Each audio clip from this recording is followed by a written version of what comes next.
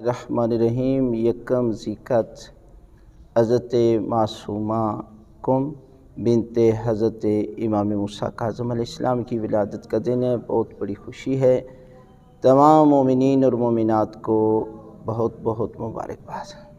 اور یہ عظیم ہستی ہے کہ جس کی زیارت کی اس قدر فضیلت ہے۔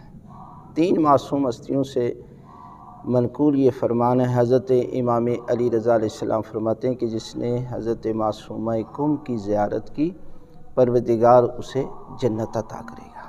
حضرت امام محمد تقی علیہ السلام فرماتے ہیں کہ جس نے میری پھوپھی حضرت معصومہ کم کی زیارت کی، پروردگار اسے بہشت عطا کرے گا۔